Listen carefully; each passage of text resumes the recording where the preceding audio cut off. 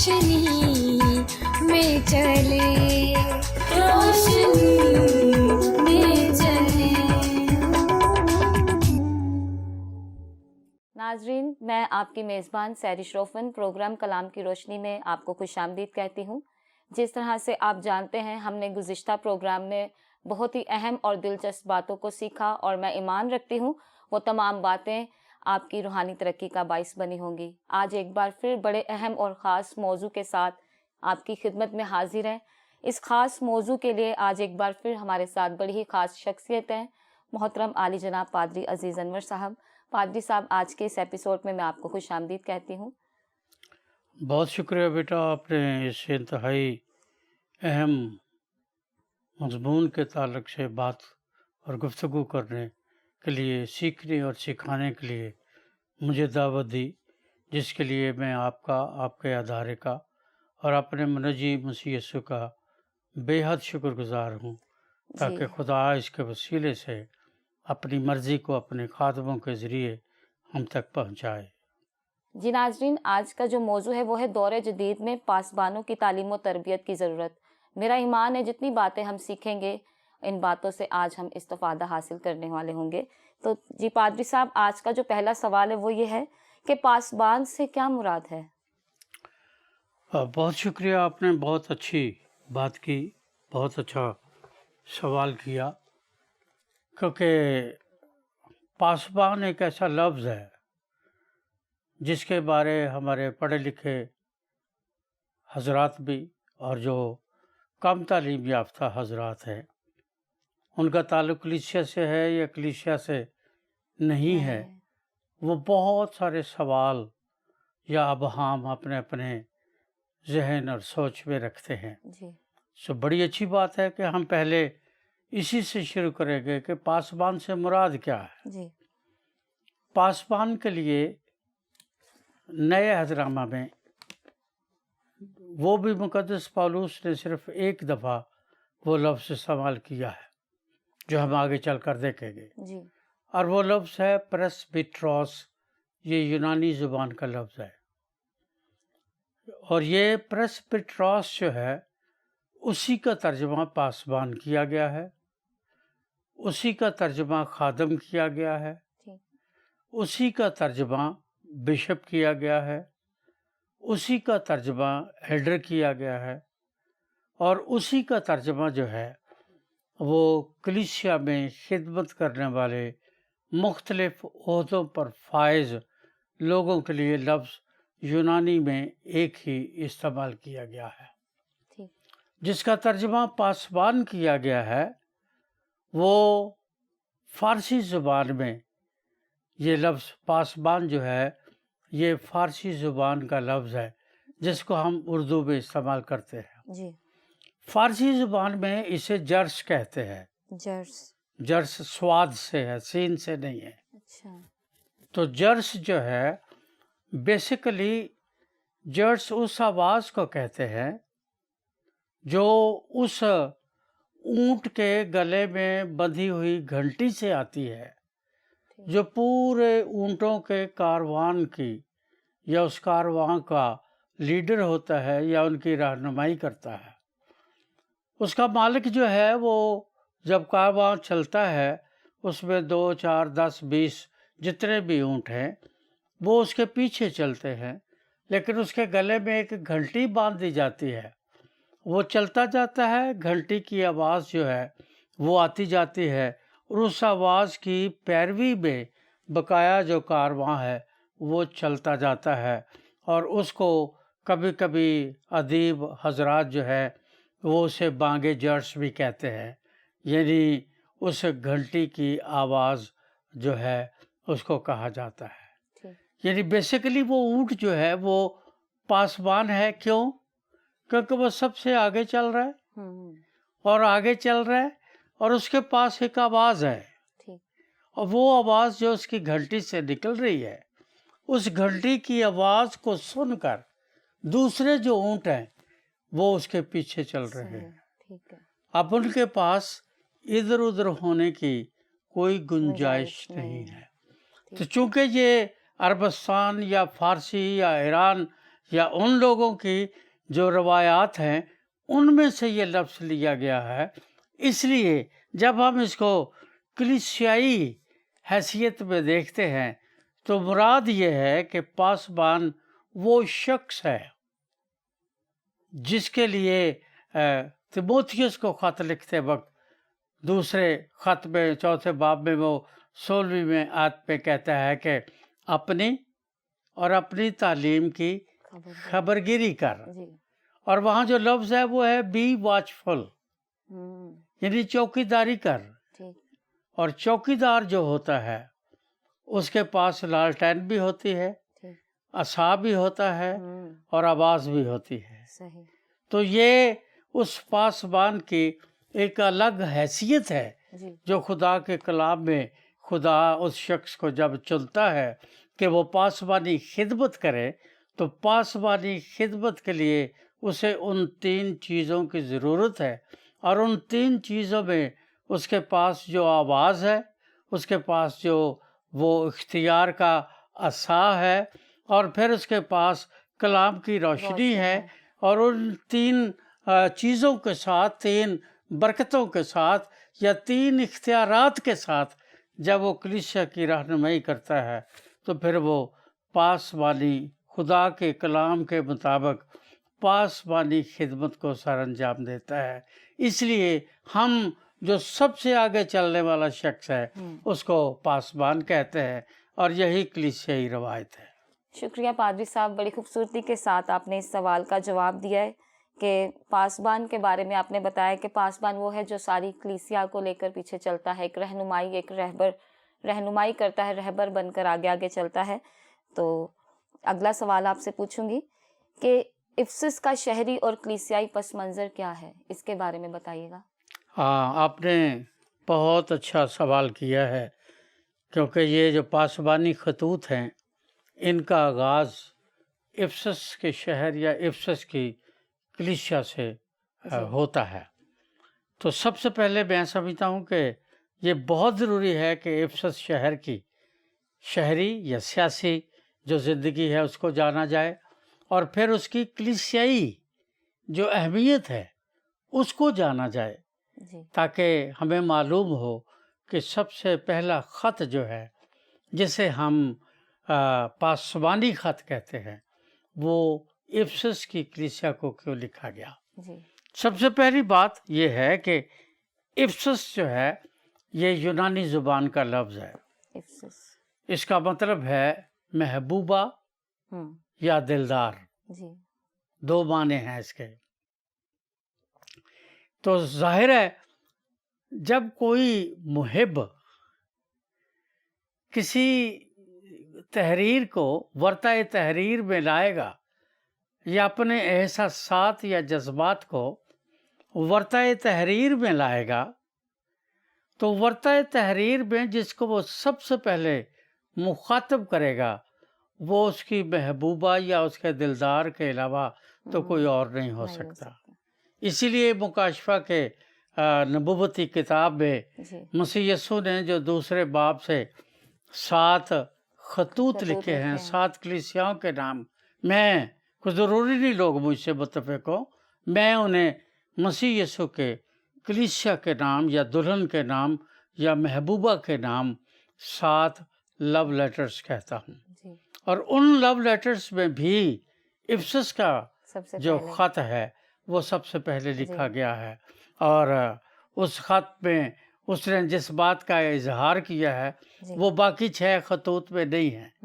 اس میں اس نے گلہ کیا ہے کہ مجھے تجھ سے شکایت ہے. اس نے یہ نہیں کہا کہ تو نے گناہ کیا ہے، اس نے کہا مجھے تجھ سے شکایت ہے.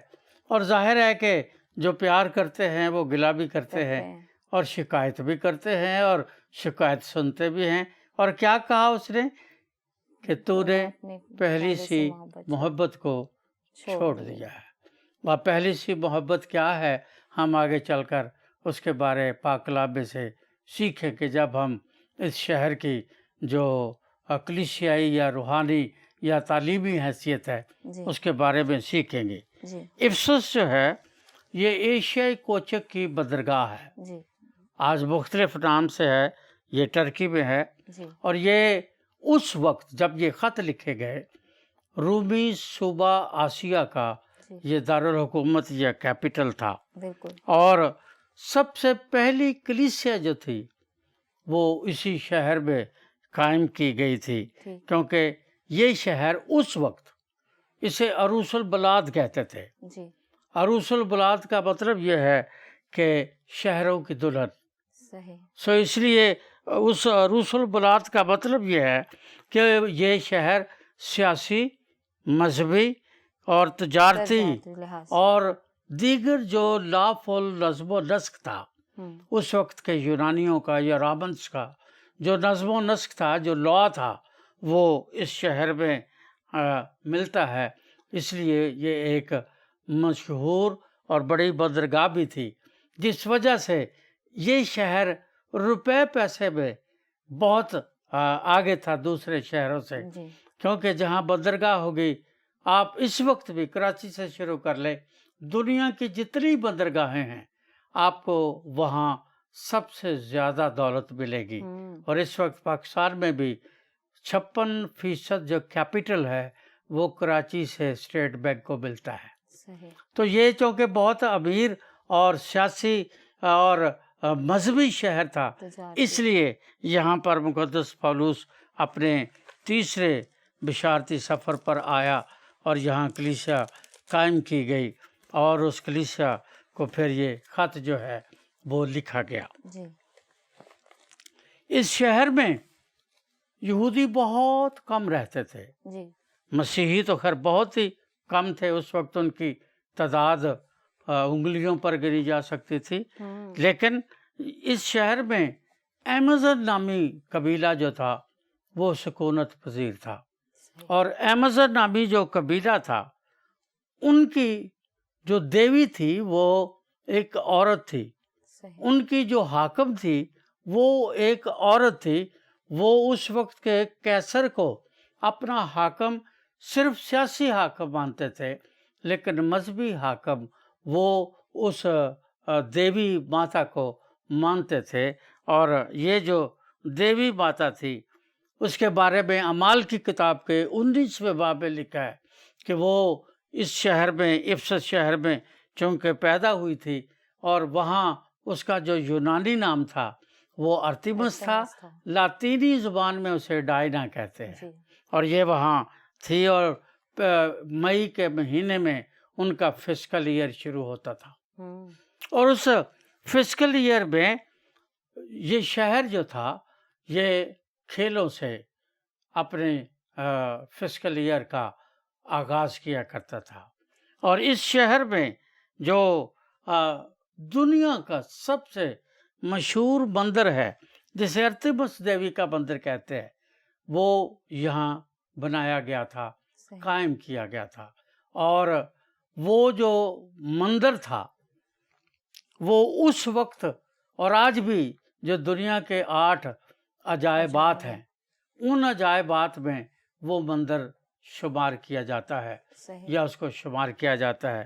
تاریخ بتاتی ہے، میرے پاس کوئی اس کے لیے بہت زیادہ ثبوت تو نہیں ہے، لیکن تاریخ میں نے پڑھی ہے، اور اس میں یہی ہے کہ جس دن اسکندر اعظم پیدا ہوا تھا اسی دن ایک یونانی شخص نے اس مندر کو آگ لگا دی اور یہ مندر راکھ کا ڈھیر ہو گیا.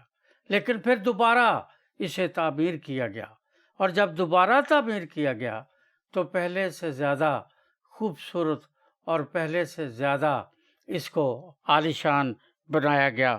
اور یہ نئی شان و شوکت کے ساتھ وہاں پر اس میں ڈائنا دیوی کی مورت جو تھی وہ وہاں پر رکھی تھی. اور لوگوں کا خیال تھا اس وقت کہ اتنی خوبصورت مورت جو ہے یہ انسان کے ہاتھ سے نہیں بن سکتی، یہ آسمان سے اتری ہے، اس لیے اس کو وہاں لگا دیا گیا ہے. اور چونکہ وہاں لگا دیا گیا ہے اس لیے جب آپ اسے اعمال کی کتاب کے 19ویں باب کا میں حوالہ دے رہا ہوں وہاں پڑھیں گے تو پھر آپ کو اس کی صحیح بات پتہ چلے گی. لیکن اعمال کی کتاب سے ہٹ کر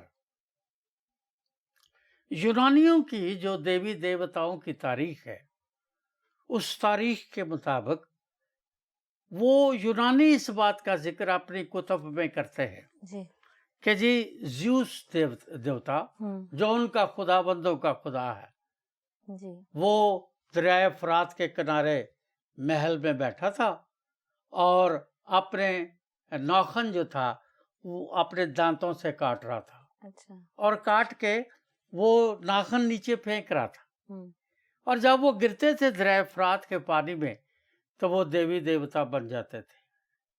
تو ایک خیال یونانیوں کا یہ بھی ہے کہ یہ زیوس دیوتا نے اس کو تخلیق کیا تھا اور تخلیق کر کے اس نے اس کو وہاں پر رکھا تھا۔ یہی وجہ ہے کہ آج بہت سارے مذاہب جو ہیں وہ زیوس دیوتا کے اس کام کو اپنی بہت ساری عبادات میں اس کو اس سے منطبق کرتے ہیں۔ آپ نے دیکھا ہوگا کہ اکثر مسلمان جو ہیں جب وہ رسول اللہ کا نام لیتے ہیں تو وہ ضرور ایسے ضرور کرتے ہیں۔ ہاں جی یہودیوں کے ہاں بھی ایسے ہی ہے، اور دیگر جو کنفیوشس ہیں وہ بھی ایسے کرتے ہیں، پارسی بھی ایسے کرتے ہیں، اور اس کی بنیاد یہ ہے کہ جی خدا نے اپنے ہاتھ سے آدم کو بنایا، اس لیے بائبل بتاتی ہے آدم کو خدا نے اپنے ہاتھ سے بنایا، اس لیے وہ جو ہاتھ سے بنی ہوئی کاریگری ہے اس کاریگری کو بنانے والے ہاتھوں کو اس طرح سے کس کرنے سے ہم اس کی عبادت کرتے ہیں۔ تو یہی جو تھا وہ اس دیوی کے لیے تھا۔ صحیح لیکن اس میں جو سب سے گھنونی بات تھی وہ یہ تھی کہ اس مندر کے اندر جو اس کی جو چار دیواری بنائی گئی تھی، اس چار دیواری کے اندر لڑکیاں اور لڑکے وہاں پر خدمت گزاری کا کام کرتے تھے، جن میں 400 لڑکیاں تھیں، اور ان لڑکوں کو اور ان لڑکیوں کو ہیرلڈز کہا جاتا تھا۔ ہیرلڈز جسے ہم عام زبان میں دیوداسیاں کہتے ہیں، جو ہندو مندروں کے اندر آج بھی پائی جاتی ہے، اور ہمارے ملک میں بھی بہت ساری جگہوں کا میں نام نہیں لوں گا، وہاں پر آج بھی ان دیوداسیوں کا جو ہے وہ سلسلہ موجود ہے، اور یہ نظریہ یہ سوچ سندھ میں بھی اور گلگت میں بھی پائی جاتی ہے، اور دونوں جگہ پر جا کر میں نے اپنی آنکھوں سے دیکھا ہے کہ یہ سچ ہے یہ جھوٹ ہے۔ تو یہ جو دیوداسیاں یا ہیرلڈز وہ لڑکے جو اس کے اندر تھے وہ حرام کاری کے لیے تھے، وہ مندر کے اندر جا کر شراب پینا جائز تھا، دیوی خوش ہوتی تھی، اس کے اندر حرام کاری کرنا جائز تھا، دیوی خوش ہوتی تھی، ان سے جو بچے پیدا ہوتے تھے وہ دیوی کے بچے تھے کیونکہ وہ دیوی ان کی ماں تھی۔ اور ایسے دور میں یہ پس منظر میں اس لیے بتا رہا ہوں تاکہ آپ کو پتا ہو کہ اس مٹی سے کلیسیا نے جنم لیا تھا، اور اس مٹی سے جب کلیسیا نے جنم لیا تھا تو پھر وہ کلیسیا جو تھی وہ کس قسم کی کلیسیا تھی۔ اور اگر آپ اعمال کی کتاب کا مطالعہ کریں تو آپ نے پڑھا ہوگا کہ وہاں ایک دمیتریس سونار تھا افسس میں۔ اب وہاں جب لوگ اس مندر میں جاتے تھے تو سونے اور چاندی کے روپہلے اس کے بناتے تھے چھوٹے چھوٹے بندر یا بت، اور ان کو لے جا کر وہ نذرانے کے طور پر وہاں پیش کرتے تھے۔ اب جب وہاں کلیسیا بن گئی، وہ کیسے بنی میں بتاؤں گا، وہ جب کلیسیا بن گئی تو یہ جو بت پرستی کا کام تھا وہ بند ہو گیا۔ بت پرستی کا کام بند ہونے کی وجہ سے وہ چونکہ دمیتریس جو تھا وہ سوناروں کا چیئرمین تھا ان کی یونین کا، وہ اس کے پاس آئے، انہوں نے کہا کہ ایک شخص یہاں رہتا ہے، پولس اس کا نام ہے، وہ کیا منادی کرتا ہے، یونیکے کے ہاں وہ رہتا ہے، اور اس کی نانی اس کی ماں کا نام لوئس ہے، اس کے بیٹے کا نام تیموتھیوس ہے، اور وہ تینوں مسیحی ہیں، اور ان کے ساتھ کچھ اور لوگ بھی شامل ہیں، وہ منادی کرتے ہیں، اور منادی کا نتیجہ یہ ہوا ہے کہ اب لوگوں نے اس مندر میں سونے چاندی کے جو وہ جا کر بت پیش کرتے تھے بنا کر، وہ بند کر دیے ہیں. ہوں، اب وہ کسی اور خدا کی عبادت کرنے لگ گئے ہیں. اس لیے اب تو ہمارا بہت نقصان ہو رہا ہے. تو آپ کیوں کوئی ایسا کام نہیں کرتے کہ ہم اس مصیبت سے چھوٹ جائیں اور ہمارا جو کاروبار ہے وہ ترقی کرے. صحیح. تو وہاں پھر انہوں نے لکھا ہے دمیتریس سنار نے دوسروں کو ساتھ لیا، بلوا کیا، پولوس کو مارا اور ادھموا سمجھ کر چھوڑ کر چلے چھوڑ گئے. کر چلے گئے. یہ اس دیوی میں، اس کے مندروں میں کلیسیائی خدمت کے، پاسبانی خدمت کے آغاز کا پہلا ثبوت تھا کہ خدا نے افسس شہر میں اپنی کلیسیا کو قائم کیا. اب اس کی جو کلیسیائی اہمیت ہے وہ انتہائی خوبصورت ہے. آپ کو یاد ہوگا مسیح خداوند نے اپنے تیسرے کلمے میں صلیب سے اس نے اپنی ماں کو دیکھا اور کہا، اے عورت دیکھ تیرا بیٹا. دیکھ تیرا بیٹا یہ ہے. ہوں، پھر یوحنا رسول سے کہا کہ آج سے تیری ماں یہ ہے. ہوں، اور وہاں لکھا ہے یوحنا کی انجیل میں کہ وہ اسی وقت مقدسہ مریم کو اپنے گھر لے گیا. عید پینتیکوس تک وہ اس کے پاس اس کے گھر میں رہی. جی. عید پینتیکوس کے بعد جب کلیسیا نے جنم لیا اور کلیسیا مختلف 18 ملکوں میں پھیل گئی ہوں، یا 18 قبیلوں میں یا قوموں میں پھیل گئی، ہوں، تو پھر افسس کی کلیسیا میں مقدس پولوس اپنے تیسرے بشارتی سفر پر آیا. ٹھیک. یہاں آ کر اس نے کلیسیا قائم کی. کچھ لوگ کہتے ہیں 2 سال، کچھ مفسر کہتے ہیں 2.5 سال. 2 سال یا 2.5 سال جو بھی ہے ہوں، وہ وہاں آیا، اور سب سے پہلے یونیکے اور لوئس، ان سے اس کی ملاقات ہوئی اور یہاں اس نے کلیسیا کی بنیاد رکھی.